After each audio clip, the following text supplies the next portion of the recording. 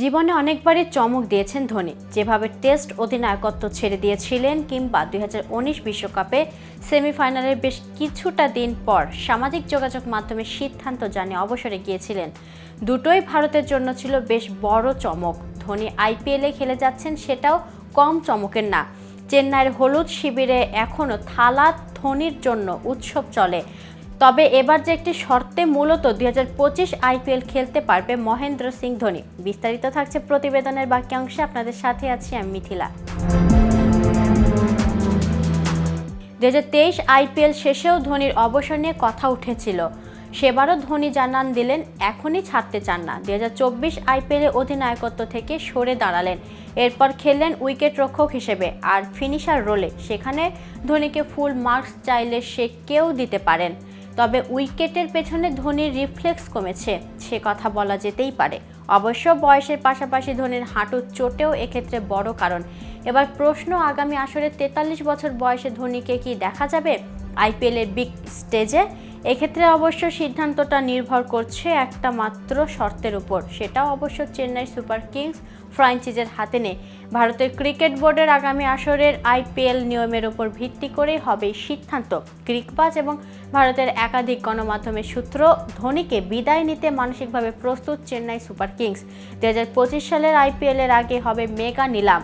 সেখানে সব খেলোয়াড়কেই ছেড়ে দিতে হবে ফ্র্যাঞ্চাইজিগুলোকে। থাকবেন কেবল রিটেনশনের কজন, সেই সংখ্যায় কত হবে তা নিশ্চিত করবে ভারতের ক্রিকেট বোর্ড বিসিসিআই।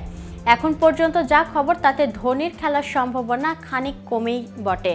এখন পর্যন্ত পাওয়া খবর অনুযায়ী 4 জনকে স্কোয়াডে রাখার অনুমতি মিলতে পারে। আর সেক্ষেত্রে চেন্নাইয়ের পছন্দ ঋতুরাজ গায়কোয়াড়, রবীন্দ্র জাদেজা, মাথিসা পাথিরানা এবং শিভম দুবে। পছন্দের ক্রম এমন না হলেও মোটা দাগে 4 জনকে ধরে রাখতে আগ্রহী চেন্নাই সুপার কিংস। আর যদি সংখ্যা 5 কিংবা 6 জন করা হয় তবে আসবে ধোনির নাম। তবে খেলোয়াড় হিসেবে ধোনিকে না পেলেও তাকে ছেড়ে দিতে নারাজ সিএসকে মালিক পক্ষ। দলের মালিক এন শ্রীনিবাসন তাকে অন্য কোনো ফ্র্যাঞ্চাইজিতে দেখতে নারাজ। সেক্ষেত্রে আগামী মৌসুম থেকে চেন্নাইয়ের মেন্টর হিসেবে দেখা যেতে পারে ধোনিকে। অন্যদিকে সম্প্রতি দেয়া সাক্ষাৎকারে ধোনি বলেন, মনে করেন আমাদের দলে দারুণ একজন ক্রিকেটার আছে। সে হয়তো আমাদের দলের আবহের সঙ্গে পরিচিত নয়, অন্য পরিবেশ থেকে খেলতে এসেছে। আমরা প্রথমে তাকে দলের লক্ষ্য বুঝিয়ে দিই, সে এগিয়ে আসার আগে আমরা তার দিকে 3 পা এগিয়ে যাই, তাকে মানিয়ে নিতে সাহায্য করি। ধোনি জানিয়েছেন তারা কয়েকটি ধাপ অনুসরণ করেন একজন ক্রিকেটারকে দলের সঙ্গে মেশার সুযোগ দিতে। তিনি বলেছেন, দ্বিতীয়ত আমরা বলি তুমি যেটা ভালো করতে পারো সেটাই করব, কিন্তু খেয়াল রাখতে হবে তার জন্য অন্যদের যাতে সমস্যা না হয়। তৃতীয়ত আমরা নিজের মতো সময় কাটানোর সুযোগ দেই।